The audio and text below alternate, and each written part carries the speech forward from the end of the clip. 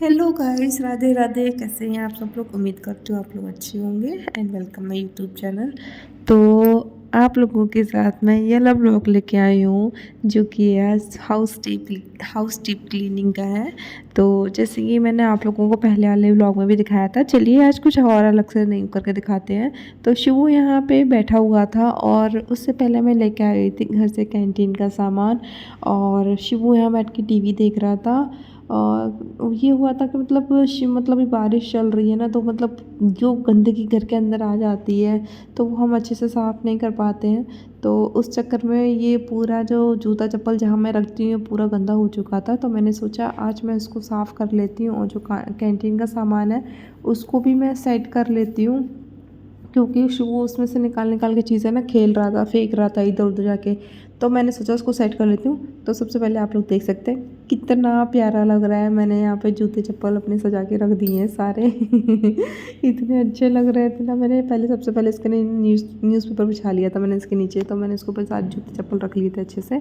अब आई है कैंटीन की बारी, कैंटीन के सामान की बारी। तो यहाँ शिव सबसे पहले यहीं, मैं वहाँ काम कर रही थी वहाँ के उंगली करने लग जाता है, फिर यहाँ आके काम करती तो यहाँ पे आके अपनी तिकड़मबाजी करने लग जाता है। तो काम ही नहीं करने देता, मुझे कुछ भी काम नहीं करने देता है। तो यहाँ पे भी मैंने पूरा सामान निकाल लिया था कैंटीन का, और यहाँ पे मैं सारा सामान रखने लग गई थी कि कुछ भी नहीं था। जो सामान मिला मैं अभी तक वही लेके आ पाई हूँ, और बाकी जो होगा मैं नेक्स्ट टाइम लेके आ जाऊँगी। तो जो भी सामान था मैं वो यही लेके आई थी। देख सकते हैं मैंने ये वाली भी जो सलवारी थी वो सेट कर ली है, आप लोगों को मैं दिखा सकती हूँ। मैंने सारा सामान सेट कर लिया है। तो अब बारी आती है कपड़ों की। तो बहुत दिन के कपड़े पड़े हुए थे, बहुत दिन के रखे हुए, तो वो मैं फ़ोल्ड करने लग गई थी आपको, जैसे मैं दिखा।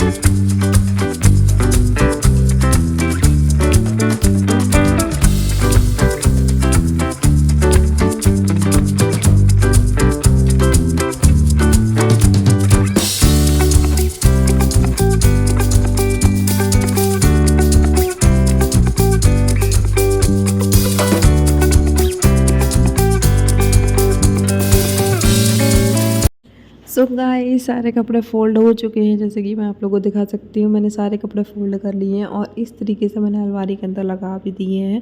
और शिवू को आप लोग देख सकते हैं कैसे खेल रहा है। तो शिवू ऐसे ही परेशान करता है। तो मैं वहाँ से सारे कपड़े, मैंने दूसरे कमरे में कपड़े फ़ोल्ड किए थे और वहाँ से मैं उठा के इस कमरे में लेके आ रही हूँ, क्योंकि बारिश हो रही है, कपड़े अच्छे से सूख नहीं पाते हैं। तो मैं उसी कमरे में हैंग कर देती हूँ, सारे कपड़े को वहीं पे टांग देती हूँ। तो इस चक्कर में वहीं पे थे सारे कपड़े, तो वहाँ से मैंने सारे कपड़े लेके आ गई थी। और मैं सारे कपड़ों को साइड कर दूँगी, जैसे कि पतिदेव के कपड़े हैं उनके अलग कर दूँगी, जो रुमाल वगैरह हैं वो सब अलग कर दूँगी मैं। शिवू के भी कपड़े हैं, मेरे भी कपड़े हैं, सबके जो भी हैं वो मैं सब अलग अलग करके रख दूँगी। और मैं यहाँ पे धीरे धीरे करके सारे ही कपड़े सेट कर रही हूँ, क्योंकि बहुत बर्डन हो जाता है। मतलब अगर कपड़े एक दिन भी फोल्ड ना करो तो बहुत ही हो जाते हैं। जैसे कि भी मैं दिखा सकती हूँ कितने सारे कपड़े हो गए हैं। मैंने कुछ लापरवाही कर दी थी, जैसे बारिश की लापरवाही कर दी थी, बारिश में सूख नहीं रहे थे, तो भाई वो मेरी गलती नहीं है, ठीक है। तो वो जब सूखे ही नहीं तो मैं कैसे उसको फोल्ड कर सकती हूँ। तो इस चक्कर में काफ़ी कपड़े हो गए थे और शिव यहाँ पे खेल रहा है। और यहाँ पे मैं लगा रही जा रही थी पर्दा। ये पर्दा मैंने मतलब धो के डाला हुआ था, शिव ने गंदा कर दिया था, तो वही मैं धो के डाल के आई हुई थी। तो अभी सूख गया है, तो मैं इसको सोचा मैं लगा लेती हूँ। पतिदेव का वेट नहीं करूँगी, जब तक मैं पतिदेव से कहूँगी ना तब तक मैं खुद ही लगा लूँगी।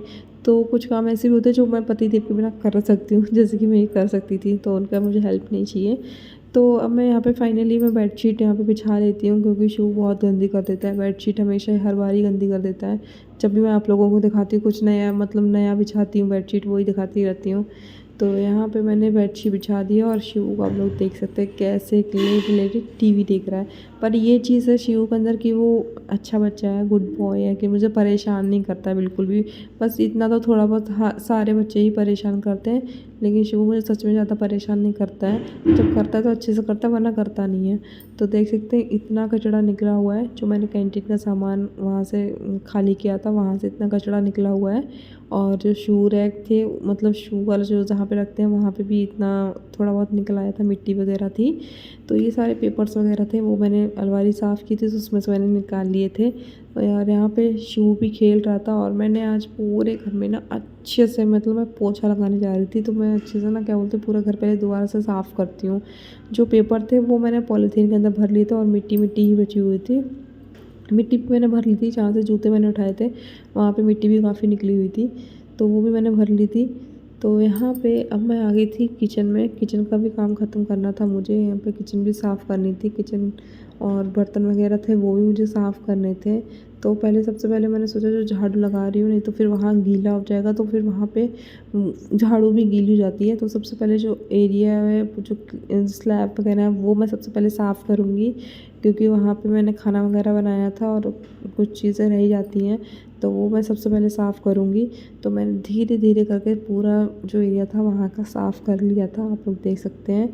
तो यहाँ पे सुबह के कुछ बर्तन थे, ज़्यादा बर्तन नहीं है, वो सुबह के थे, क्योंकि पतिदेव को आज मैंने अरबी बना के दी थी सूखी फ्राई करके, बस वो तो ज़्यादा बर्तन नहीं हुआ था, थोड़ा बहुत ही बर्तन था। तो यहाँ पे मैंने सारे एक एक करके मैं सारे ही बर्तन धुलाई कर लूँगी, जब तक शिबू मुझे परेशान नहीं करेगा तब तक मैं सारे ही एक एक करके मैं सारे बर्तन धुलाई कर लूँगी यहाँ पे। और आप लोग देख सकते हैं जैसे कि ना मैंने सारे बर्तन धीरे धीरे करके मैंने सारे ही बर्तन मैंने धुलाई कर लिए। और शिबू इतनी देर में खेल भी रहा है, परेशान नहीं करता मुझे, जब मन होगा तो खेलेगा, नहीं तो अदरवाइज़ मुझे इतना परेशान करता है ना। मैं इसको खिला के ही मैं अपना सारा काम कर रही थी, क्योंकि मुझे बीच बीच में शिबू को भी देखना पड़ता है। तो शिबू यहाँ पे बैठ के कहीं ये अलमारी खोलता है, कहीं वो अलमारी खोलता है। तो देख सकते हैं जैसे कि मैंने किस तरीके से सारे अपना जो राशन का सामान है वो मैंने डब्बों के अंदर पैक कर दिया है। और यहाँ पे मेरे बर्तन भी धुलाई हो चुके हैं, और आज साबुन भी ख़त्म हो गया है बर्तन धोने वाला। मतलब इसीलिए ना मैं एडवांस में कैंटीन चली जाती हूँ, मुझे पता है मेरे घर में क्या चीज़ ख़त्म हो रही है, तो मैं पहले ही लेके आ जाती हूँ। मैं लेके आ गई थी कैंटीन से, आप लोगों ने देखा भी होगा।